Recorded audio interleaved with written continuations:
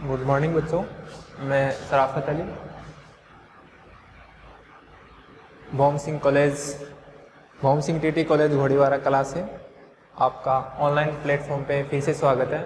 हम पढ़ रहे थे बीएससी फर्स्ट ईयर की फिजिक्स, जिसमें हमने पहले बुक स्टार्ट की थी मैकेनिक्स, और मैकेनिक्स में हमारा चल रहा था first chapter frame of reference निर्देश तंत्र। निर्देश तंत्र में हमने पिछली कक्षा में पढ़ लिया था, हमने पढ़ा था न्यूटन की आपेक्षिकता का सिद्धांत। अब हम आज पढ़ेंगे न्यूटन के नियम। तो हेडिंग लगाइए, न्यूटन का प्रथम नियम।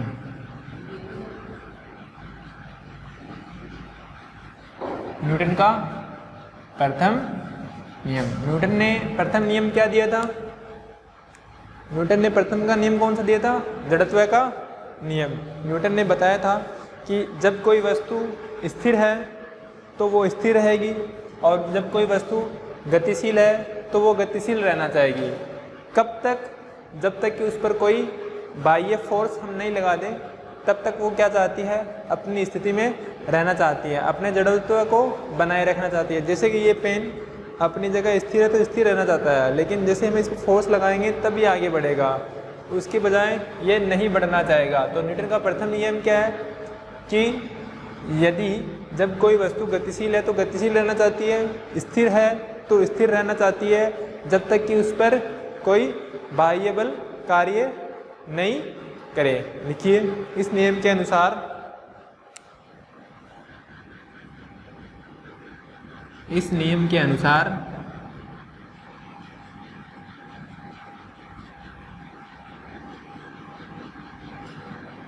इस नियम के अनुसार यदि कोई वस्तु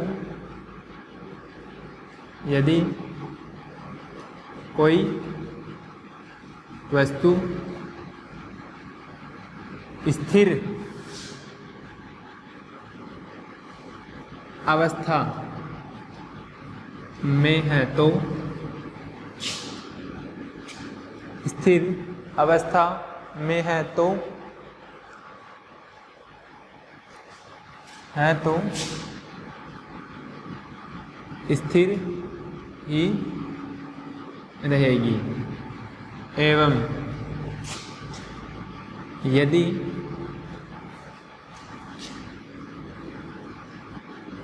कोई वस्तु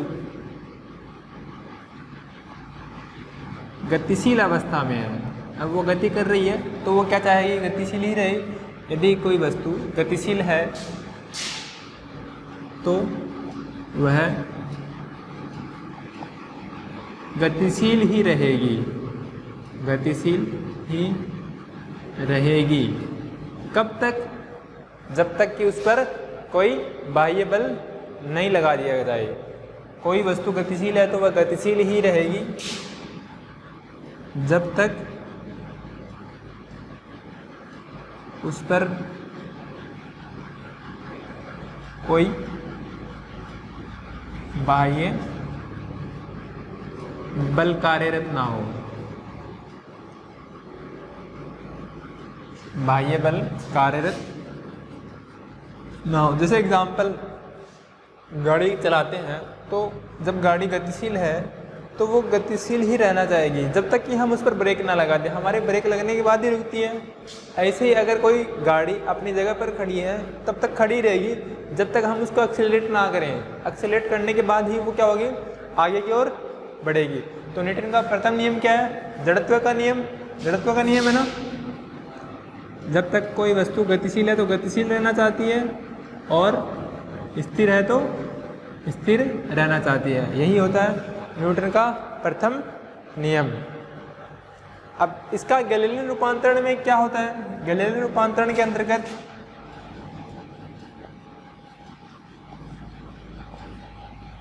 गैलीलियन रूपांतरण के अंतर्गत हमने पढ़ा था ए डैश बराबर क्या होता है? ए त्वरण क्या होता है? हमने पीछे न्यूटन का आपेक्षिकता सिद्धांत पढ़ा था, उसमें लिखा था ए डैश बराबर ए और एफ डैश बराबर एफ।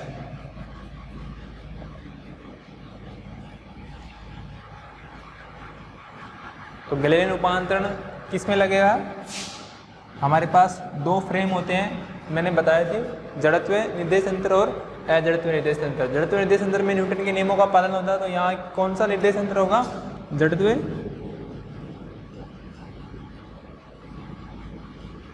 निर्देश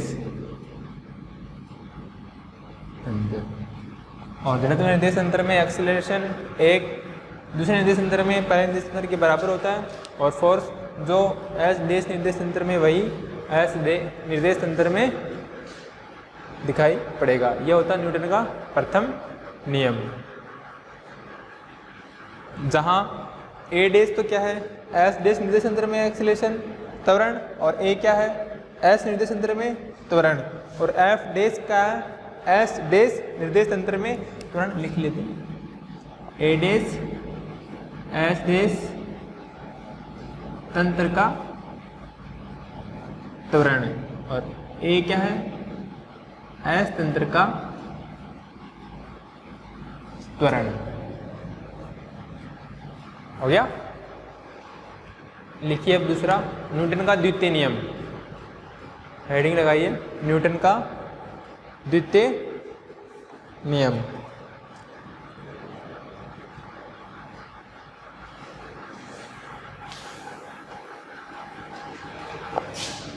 अब न्यूटन का द्वितीय नियम कौन सा है? सबने पढ़ाया 11-12 में। कौन सा होता है? बालूराम कौन सा होता है? पता है?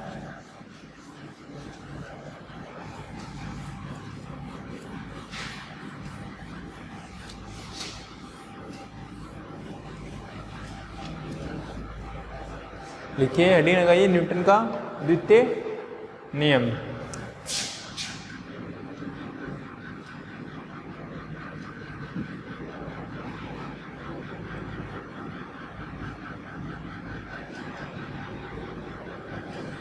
न्यूटन ने क्या बताया था?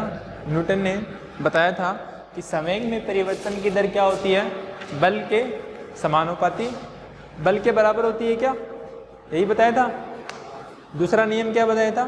संवेग में, इस नियम के अनुसार संवेग में परिवर्तन की दर उस पर कार्यरत बल के बराबर होती है।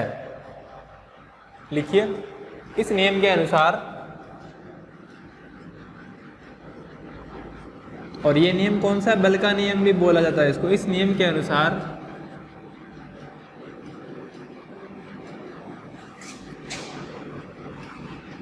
संवेग में समय के साथ परिवर्तन की दर वस्तु पर लगाए गए बल के तुल्य या बराबर होती है। क्या बताया था? इस नियम के अनुसार संवेग में परिवर्तन की दर उस पर लगाए गए बल के तुल्य होती है। ये न्यूटन ने बताया था। F इक्वल क्या होता है? D P upon D T. यहाँ पर P क्या है? संवेग, और F क्या है? बल। तो संवेग में परिवर्तन की दर क्या होती है? बल के बराबर होती है। और हम जानते हैं संवेग क्या होता है? संवेग P बराबर m v। क्या होता है? P बराबर m v। तो F बराबर d upon D T m v। ठीक है। और a इंटू बी का गुणा कैसे होता है?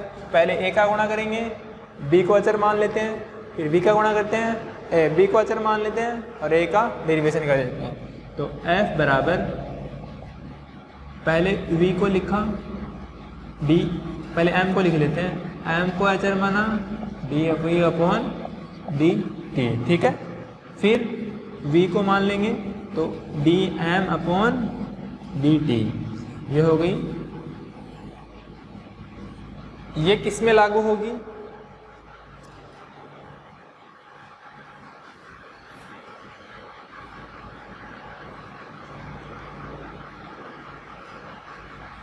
देखो ये इक्वेशन कहाँ कहाँ लागू होगी?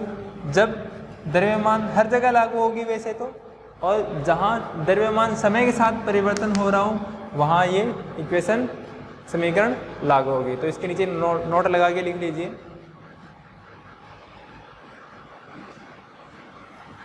यह सूत्र, यह सूत्र, इसके आगे लिख लेना यह है उपरोक्त सूत्र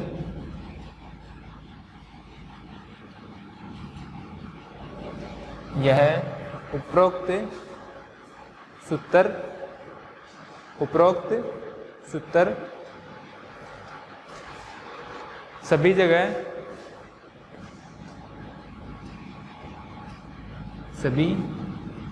जगह लागू होता है जहां द्रव्यमान नेता तथा समय के साथ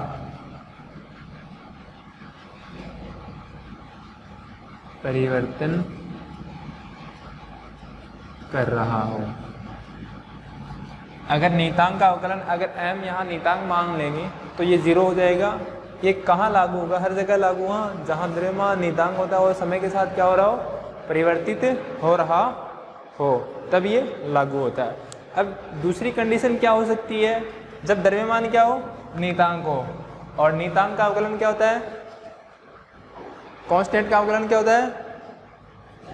कांस्टेंट का अवकलन, किसी भी अचर राशि का अवकलन क्या होता है? 0। क्या होता है? 0। तो लिखिए केस फर्स्ट, या लिख लिए अलग से केस। जब द्रव्यमान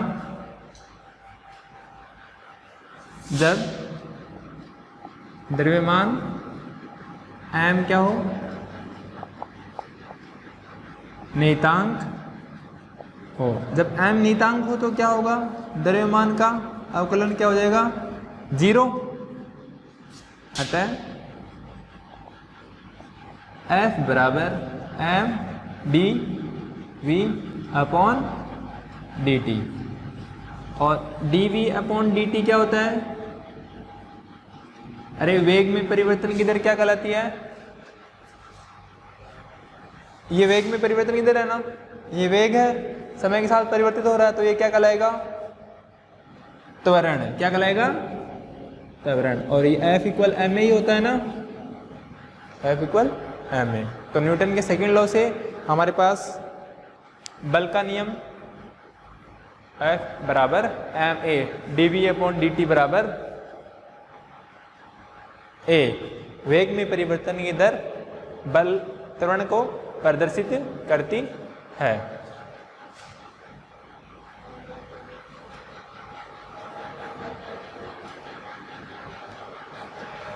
ठीक है, हो गया। अब नेक्स्ट हेडिंग न्यूटन का तीसरा नियम, तृतीय नियम। तो हेडिंग लगाइए न्यूटन का थर्ड लॉ, तृतीय नियम।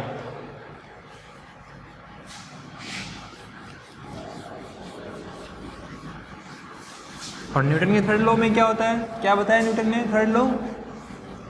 न्यूटन ने बताया था जब हम किसी वस्तु पर फोर्स लगाते हैं, किसी भी वस्तु पर अगर फोर्स लगाते हैं तो वो उतना ही फोर्स वापस हमारे ऊपर प्रतिक्रिया के रूप में लगाती है। और यही क्या था?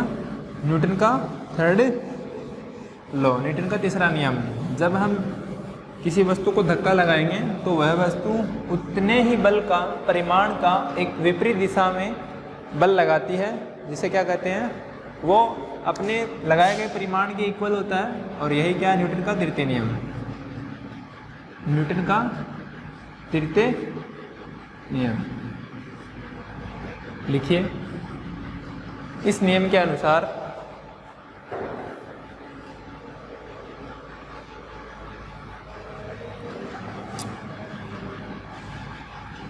इस नियम के अनुसार, इस नियम के अनुसार प्रत्येक क्रिया के विपरीत दिशा में, प्रत्येक क्रिया के विपरीत दिशा में हम जिधर लगाएंगे उसके अपोजिट डायरेक्शन में हमें क्या मिलेगा, उतने ही परिमाण का बल महसूस होगा। इस नियम के अनुसार प्रत्येक क्रिया के विपरीत दिशा में समान परिमाण की प्रतिक्रिया होती है। दिशा में समान परिमाण की प्रतिक्रिया प्रतीत होती है। इस नियम के अनुसार प्रत्येक क्रिया के विपरीत दिशा में समान परिमाण की प्रतिक्रिया होती है, प्रतिक्रिया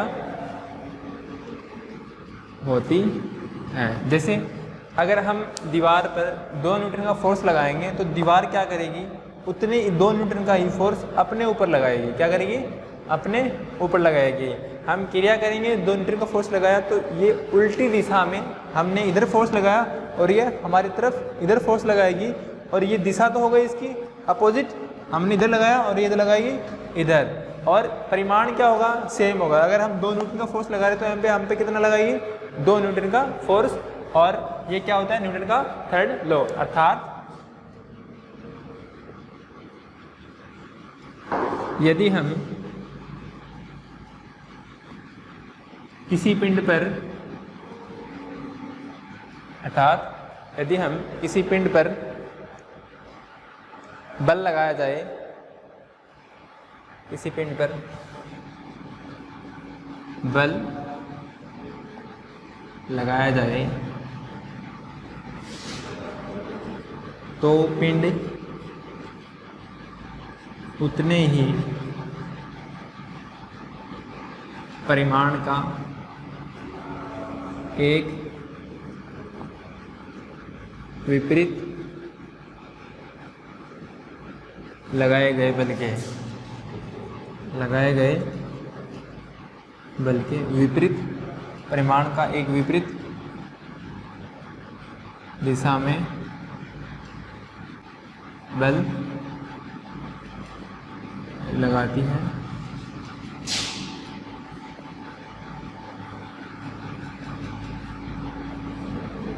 करती है। तो पिंड उतने ही परिमाण का एक विपरीत दिशा में बल लगाती है।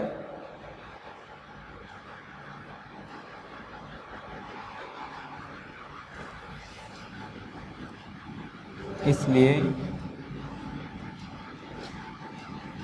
इस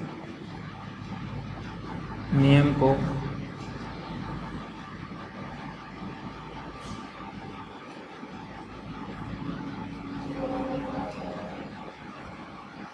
क्रिया प्रतिक्रिया का नियम भी कहते हैं।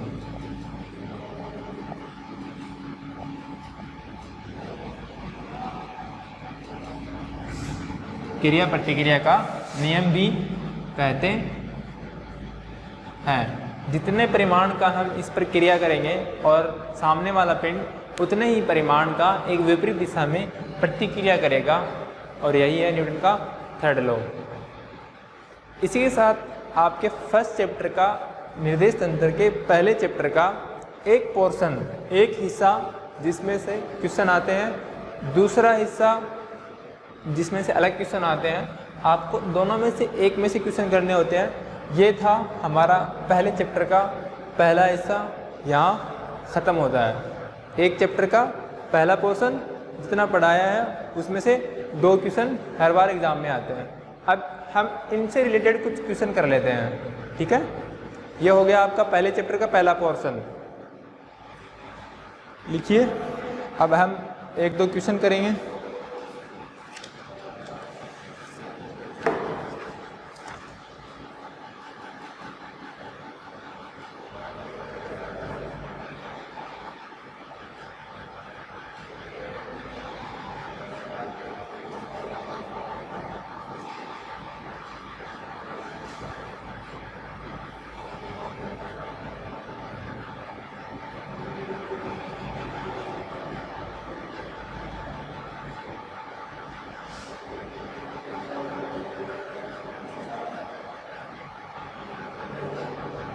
लिखिए, क्वेश्चन लिखिए। जो फर्स्ट पोर्शन हुआ उससे रिलेटेड हम कुछ क्वेश्चन कर लेते हैं।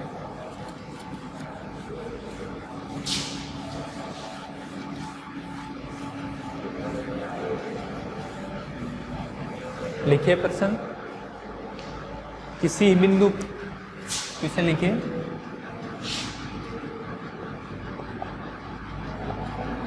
किसी बिंदु P के लिए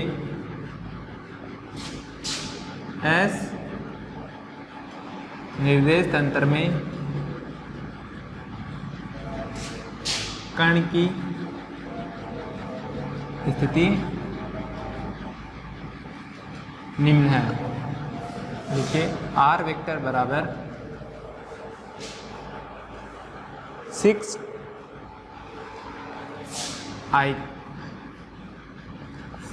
T square minus 3t i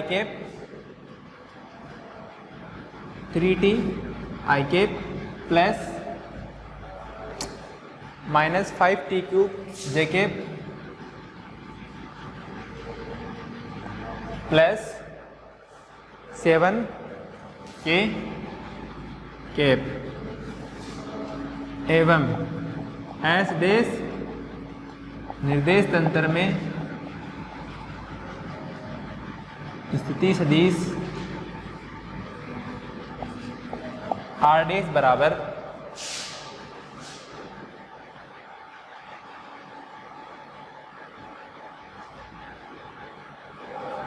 R dash बराबर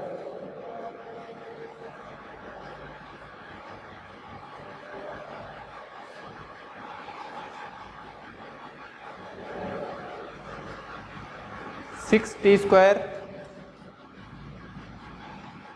plus 3t i cap plus minus 5t cube j cap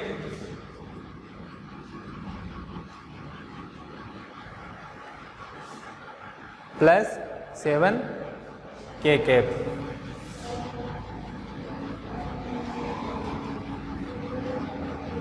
ये दो आपको दिए हुए हैं और इनमें से आपको प्रूफ क्या करना है, सिद्ध कीजिए।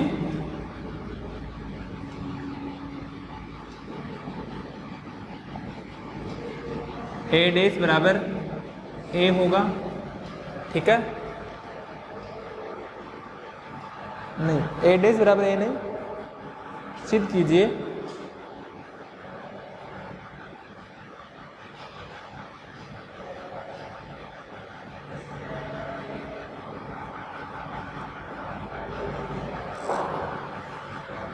हाँ, A डैश बराबर A और इसके साथ दूसरा है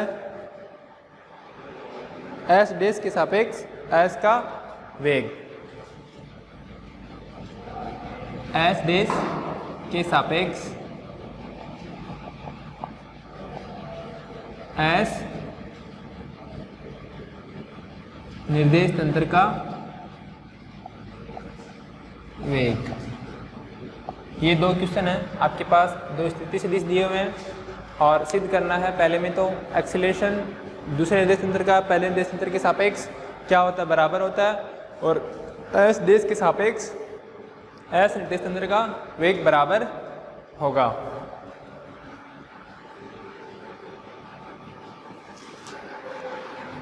तो हम इसमें से पहला दूसरा पोर्शन करेंगे, एस देश के सापेक्ष एस निर्देश तंत्र का वेग।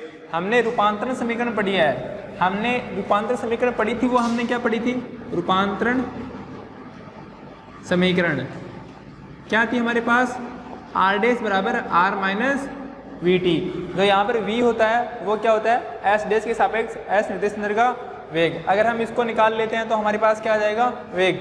आर डैश की वैल्यू क्या है हमारे पास, आर डैश की वैल्यू है 6t square plus 3t i cap plus 5t cube j cap plus 7k cap. इसके बराबर क्या होगा, r हमारा कितना है 6t square minus 3t i cap plus minus 5t cube j cap plus 7 k cap minus v into t. अब देखिए दोनों तरफ तुलना कीजिए, ओपन करके लिख लीजिए 6t² आई के प्लस 3t आई के प्लस माइनस 5t³ जे के plus 7 k cap equal 6t² आई के minus 3t i cap minus 5t³ जे के plus 7 k cap minus v into T.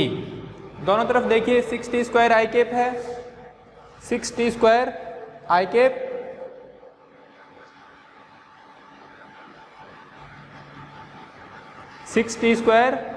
आई कैप,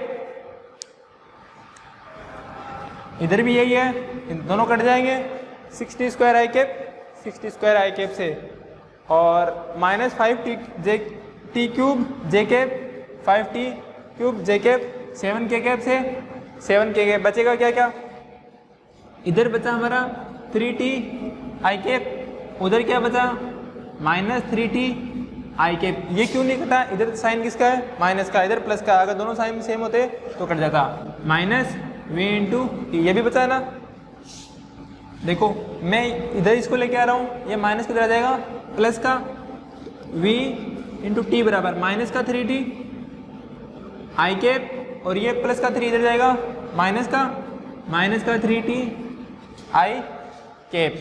तो v t बराबर क्या आ जाएगा हमारे पास -3, ये भी माइनस का ये भी माइनस का, दोनों माइनस के 6t आई कैप। तो v t बराबर माइनस के 6 आई कैप।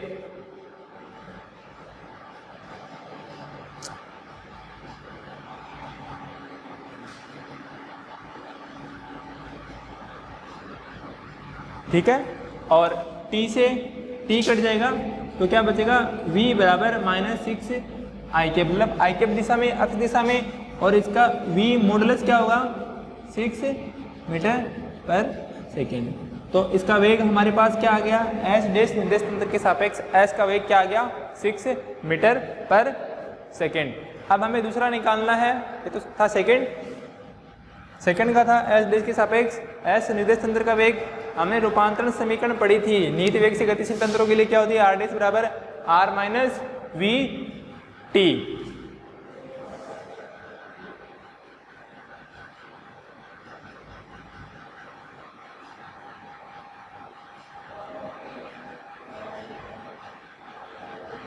दूसरा लिखिए a डैश बराबर a, तो इसके लिए हमें क्या निकालना पड़ेगा, पहले वेग निकालना पड़ेगा, वेग निकालने के बाद वेग का अवकलन करेंगे।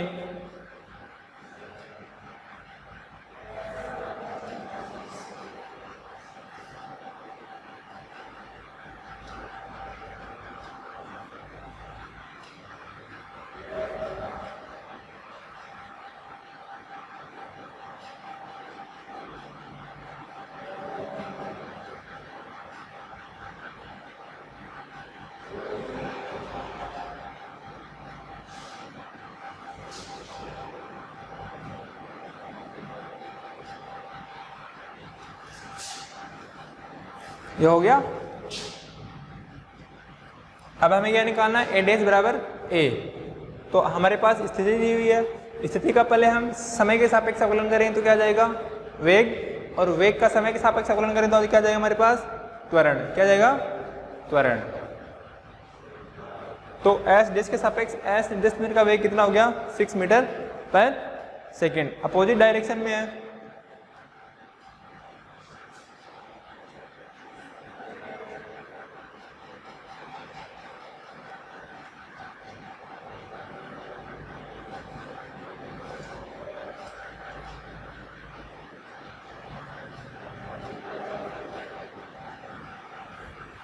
लिख लिया।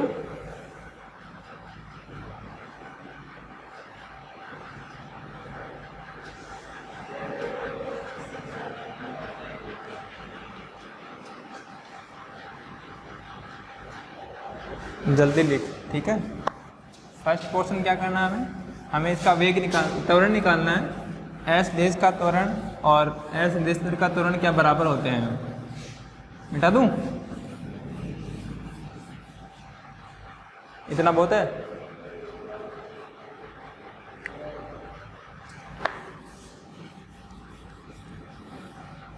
तो ये क्वेश्चन रिपीट होता है इसलिए लिखवाया मैंने, करवाया।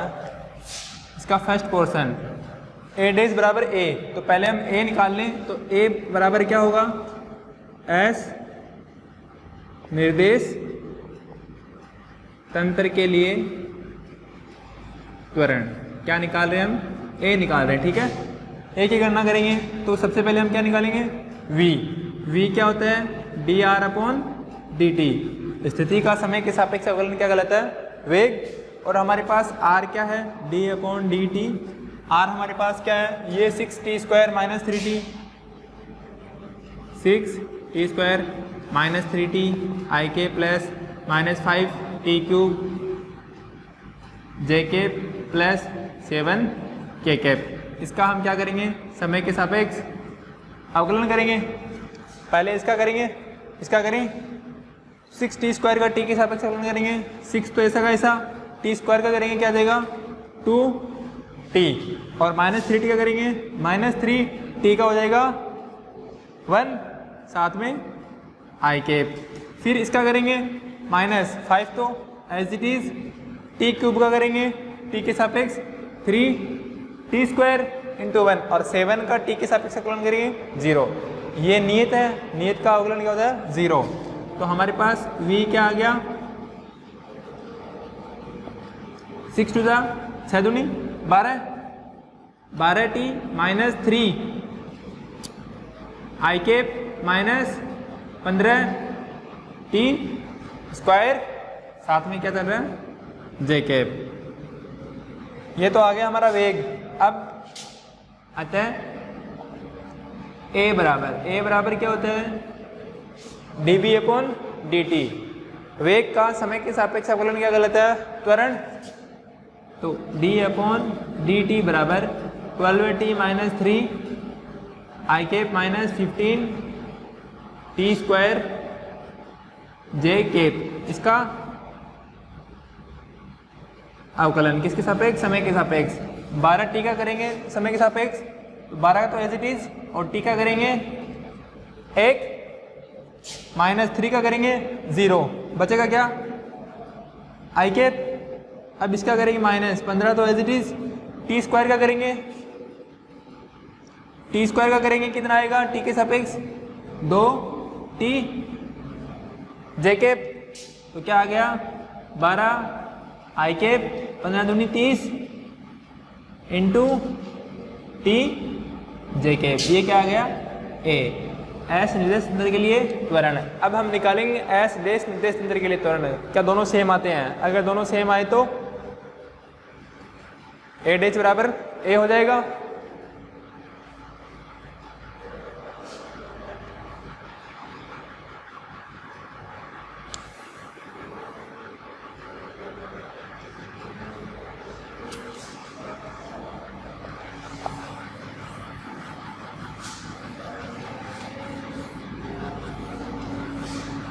देखो स्थिति सदिश क्या है?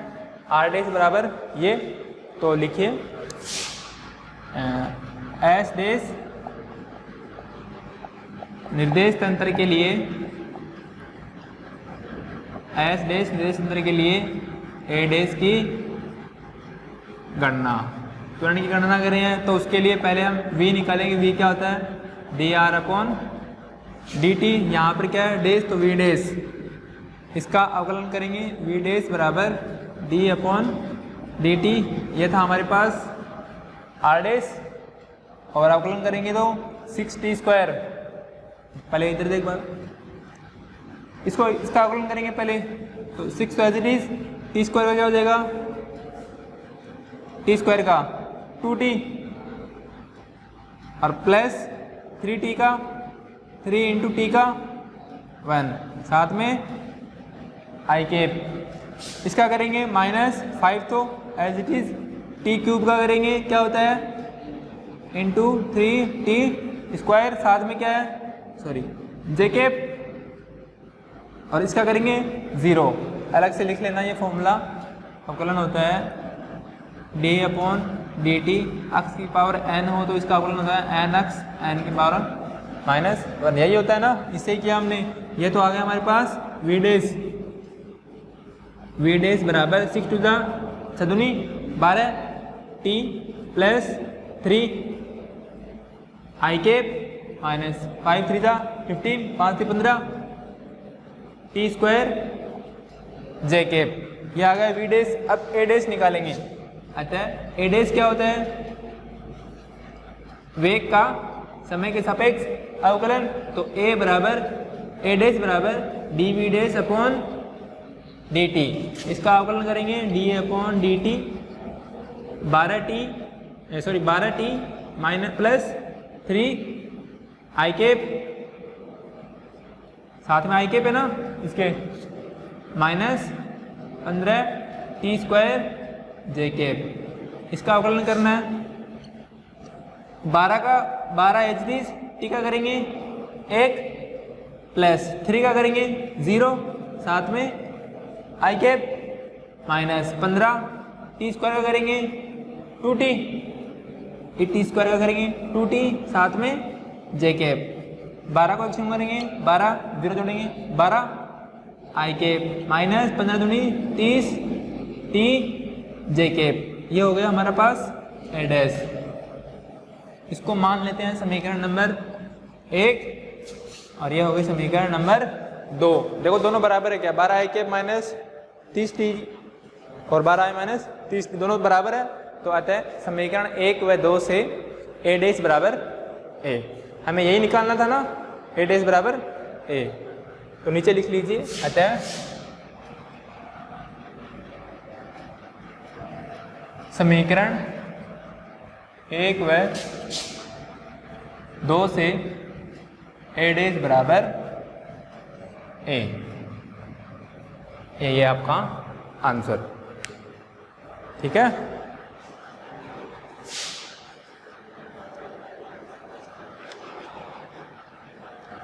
इसी के साथ आपका पहला चैप्टर कंप्लीट होता है, जिसमें मैं आपको एक बार रिवाइज करवा देता हूँ क्या क्या पढ़ाया है मैंने। सबसे पहले हमने पढ़े थे निर्देश तंत्र। गणितीय गणनाओं हेतु 3 निर्देश तंत्र चाहिए होते हैं, गोलीय, कार्तीय और बेलनाकार निर्देश तंत्र। उसके बाद हमने स्थिति सदिश का आकलन किया था। स्थिति सदिश के बाद हमने गतिशील कण के लिए स्थिति सदिश का आकलन किया था। फिर हमने पढ़े थे निर्देश तंत्र के प्रकार, कौन से होते हैं? जड़त्व निर्देश तंत्र और अजड़त्व निर्देश तंत्र। फिर हमने शुरू किया था रूपांतरण समीकरण, क्या होती है? एक के सापेक्ष दूसरे निर्देश तंत्र में किसी कण की स्थिति को प्रदर्शित करना रूपांतरण समीकरण कहलाती है। हमने गतिशील कण के लिए पढ़ा था, स्थानांतरित कण के लिए पढ़ा था, थीटा कोण पर झुके हुए हैं उनके लिए पढ़ा था, 3D में पढ़ा था और 2D में पढ़ा था। उसके बाद हमने गैलीलियन रूपांतरण समीकरण पढ़े। गैलीलियन रूपांतरण समीकरण के बाद हमने न्यूटन के आपेक्षिकता का सिद्धांत और उसके बाद हमने पढ़े थे न्यूटन के तीनों नियम। तो आपका फर्स्ट चैप्टर का पहला पोर्शन यहाँ ख़त्म होता है और ये क्वेश्चन भी अच्छा है, तो जितना पढ़ाया है वो अच्छे से पढ़े। आज के लिए इतना ही और आगे की कक्षा में हम आगे का अध्ययन करेंगे। Thank you.